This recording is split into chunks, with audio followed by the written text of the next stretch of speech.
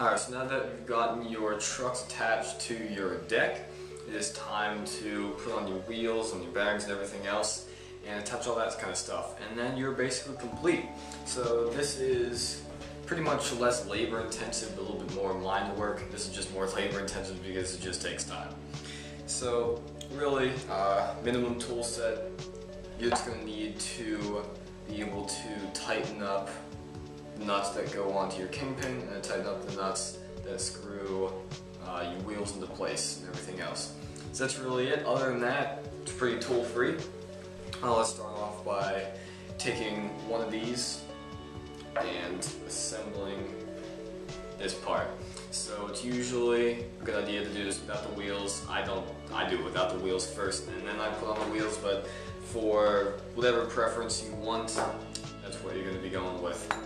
So what I am going to do, actually I've had a problem with squeaking from my trucks. And that was because of the pivot going on right here. Makes a little bit of a squeaking noise eventually.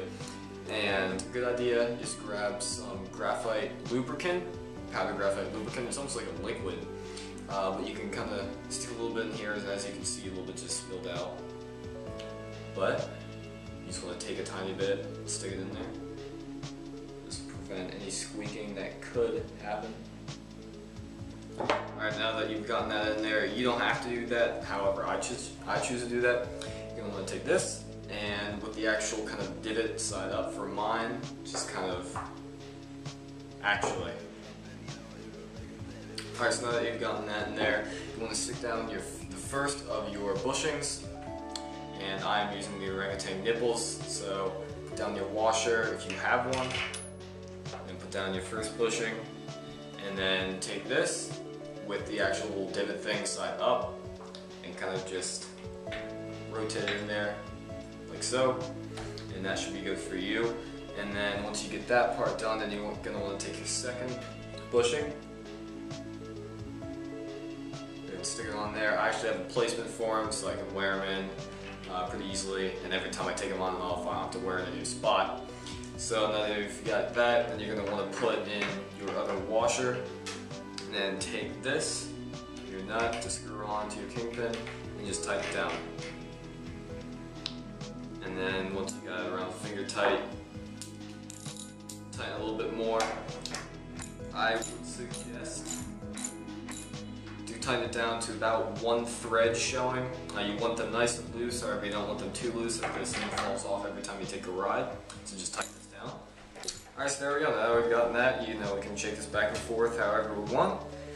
And then that should be pretty good for that. Now it's time to get on these wheels. So really, this is pretty simple as well. What you're going to want to do is just take your first bushing and then stick it in like so. And then take the wheel, take the back, the front side of it, and just kind of push it in there. Push it as far as it can go, and it'll have an actual backing. You can take it out. First bushing is in there. Then if you have a spacer, you're going to want to put that in after your next bushing. Like so. And then just press in this one. Now that you have your wheel on there, then you're going to want to take one of these little washers. You're definitely going to want these to put up against there, line this up, and then my bushing, my space is actually a little bit out of whack here. And then line it up, put in your other washer, and then take the screw, or sorry, the nut that you're going to want to put on here, put the finger tight, and then just tighten it down. If you don't have any spacers, you're going to want to let the wheel wobble a tiny bit, like back and forth, not that much.